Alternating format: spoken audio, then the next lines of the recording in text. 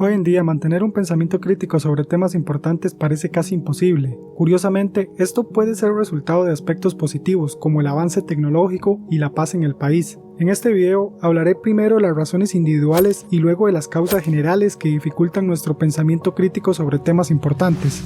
También discutiré cómo la crisis en Venezuela, a pesar de su gravedad, puede fomentar una manera más orgánica de pensamiento crítico sobre estos temas en la sociedad. Antes de empezar, quiero dejar claro dos cosas. Una es que cuando hablo de temas importantes, me refiero a aquellos que afectan el bienestar de una sociedad, sin importar el país. Temas como la política, la economía, problemas sociales y la seguridad son relevantes. Sé que no son los temas más populares para conversar, pero de eso trata este video. Vamos a reflexionar por qué es complicado formar un criterio sólido en estos temas. La segunda cosa que quiero aclarar es la definición que he formado sobre pensamiento crítico. Esta es la habilidad de analizar información de manera cuidadosa y objetiva. Implica cuestionar lo que creemos saber, investigar fuentes y estar abiertos a cambiar de opinión si es necesario. Implica escuchar diferentes puntos de vista, reconocer los propios sesgos y evaluar la evidencia antes de formarse una opinión o tomar una decisión. Es un proceso constante de reflexión que ayuda a distinguir hechos de emociones, promoviendo decisiones más racionales en lugar de impulsivas. Aclarado esto, voy a presentar las razones que afectan nuestra capacidad para desarrollar un pensamiento más crítico, especialmente en temas relevantes a la sociedad. Razones individuales. Una razón es la sensación de que estos temas son demasiado complejos. Estoy seguro que muchas personas, aunque detesten o desconfíen de la política, coinciden en que es importante estar informados sobre lo que ocurre en el país. Puede resultar abrumador intentar aprender sobre un tema que incluye nombres de políticos, partidos, políticas públicas, intereses ocultos, divisiones de poder, historia, alianzas, comisiones y muchos otros aspectos más. Al ser humano le gustan las certezas y le angustia lo desconocido. Es incómodo enfrentar la complejidad de lo incomprensible. Por eso resulta más sencillo aferrarse a ideas que le brindan una sensación de control o que validan sus creencias. Esto también implica un aspecto emocional.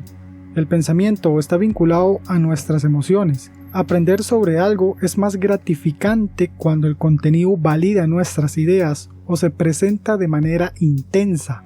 Por eso los líderes populistas tienen tanto poder de convencimiento. Además, muchas personas se preguntan ¿para qué aprender sobre algo que no podemos cambiar? Se dice que una democracia del pueblo tiene el poder de escoger. Pero seamos honestos, los políticos por los que votamos ya fueron seleccionados por los partidos. Además de eso, la impunidad ante casos de corrupción refuerza la sensación de que no tenemos verdadero poder. Y aunque solo estoy hablando de política, lo mismo ocurre con la economía, la inseguridad o los problemas sociales. Al final todos esos temas están conectados de alguna manera. Esto nos hace sentir pequeños y sin influencia real frente a un asunto tan grande. La ingobernabilidad y las mentiras de muchos políticos latinoamericanos, incluida Costa Rica, puede hacer que perdamos el interés en aprender sobre estos temas. Así, muchas personas probablemente no pensarán críticamente sobre ellos si creen que no pueden cambiar nada. Creo que una gran parte de la población considera estos temas lejanos a su realidad. No sienten que tenga un impacto directo en sus vidas. Aunque saben que son temas relevantes, entenderlos o no cambiará el hecho de que mañana tendrán que salir a trabajar y ganarse el alimento. Esto me lleva al siguiente punto. Aprender sobre estos temas rara vez tiene una motivación económica. No hay un incentivo tangible a corto, mediano o largo plazo. A menos que seas académico, investigador, profesor, politólogo o trabajes en un área que depende de este conocimiento. Vivimos en una sociedad obsesionada con la productividad. Reflexionar sobre estos temas solo por el amor al conocimiento puede verse como una falta de productividad. Si aprender sobre esto no va a mejorar nuestra situación a fin de mes, entonces, ¿para qué hacerlo? Círculo social. No me extenderé mucho en este tema, ya que podría ser un video por sí solo. Otra razón es la familia en la que crecemos. No solo los hijos de políticos y empresarios están expuestos a estos temas. Quienes crecen en familias que discuten asuntos sociales y políticos también pueden interesarse más. Además, crecer en un hogar donde la mayoría son profesionales en estos temas facilita su discusión. Incluso ser hijo de un profesor de historia aumenta las posibilidades de hablar sobre estos asuntos en comparación con un hogar donde se realizan trabajos menos calificados. Jornadas extenuantes. En la adultez, muchas personas comienzan su vida laboral. Se levantan temprano y se dirigen al trabajo. A veces, por el tráfico, y Costa Rica sabe bien de eso, salen antes de que salga el sol. Regresan 8, 9 o más horas después a casa. Al llegar al hogar, su único objetivo es descansar. Esto ocurre después de al menos una hora de traslado. En casa solo quieren ver algo en la televisión, tal vez un partido, un programa en alguna plataforma. También deben prepararse el almuerzo y la ropa para el día siguiente, porque al día siguiente toca volver a trabajar de sol a sol. Con este panorama y las razones individuales que ya mencioné, ¿cómo va a sacar motivación las personas para pensar críticamente en estos temas? Por eso no se puede simplemente señalar a la gente. Culpar al pueblo por las decisiones de gobernantes a veces es injusto. Esta es una de las falencias de la democracia. Se puede decir lo mismo a los universitarios, especialmente a aquellos que no estudian ciencias sociales. Aunque pueden tener más tiempo, la carga académica suele ser pesada. Esto es aún más cierto si deben lidiar con otros aspectos de la vida. En el colegio vivimos nuestra adolescencia y generalmente esos temas no nos interesan. Es en la adultez, al enfrentar responsabilidades económicas y entrar al mercado laboral, cuando empezamos a interesarnos más en estos asuntos. Ahora podemos votar y sentir más de cerca cómo nos afecta las políticas públicas. Dentro del sistema educativo todavía se premia mucho la memorización. En varias materias se puede pasar simplemente repasando el día antes de un examen y memorizando todo lo más posible. Honestamente, después de estudiar, ¿realmente profundizas en lo que lees o sientes que las materias del colegio o la universidad son solo obligaciones? Es difícil cambiar esa percepción mientras se siga viendo como un requisito académico. La estabilidad del país y las injusticias percibidas. Hablando de cómo nos afecta, la estabilidad de un país puede hacer que las cuestiones políticas se perciban más lejanas. Por ejemplo, en un país donde el Estado está en crisis, con protestas diarias y un gobierno autoritario, el interés de las personas por cambiar su situación aumenta. La urgencia de volver a una seguridad mínima impulsa a pensar críticamente los temas trascendentes de una sociedad. Un día vi la conversación entre Jordi Wild y María Corina Machado en The Wild Project. Me llamó la atención cuando ella menciona que el venezolano de hoy muestra mucho interés por la política. Creo que esto se debe a la necesidad urgente de entender la situación para poder cambiarla. Es una consecuencia del descontento extremo que hace imposible ignorar la política cuando sus efectos son tan directos y tangibles en nuestra propia vida. Esa es la impresión que me da. Claro, es una explicación simplista, pero la propongo como una razón más. Hay muchos ejemplos de personas que, al ver una injusticia en su vida, comienzan a interesarse en temas económicos, sociales, políticos o sobre cualquier otra cosa que impacte el bienestar de una sociedad. Si esto pasa con minorías o grupos desfavorecidos, ocurre aún más en un país entero en crisis, donde millones sufren cada día. Tecnología. La era digital ha transformado nuestra relación con la información. Aunque el acceso a contenido variado puede enriquecer nuestro conocimiento, también promueve un consumo superficial. Las interrupciones constantes y la presión de ver más videos rápidamente nos despojan del tiempo necesario para reflexionar. Estamos rodeados de contenido que se consume y comparte sin análisis profundo.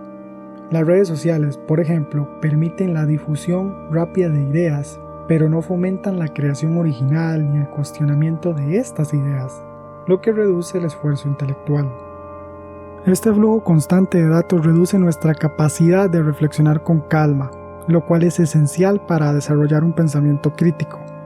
La velocidad de la información digital nos vuelve coleccionistas de datos.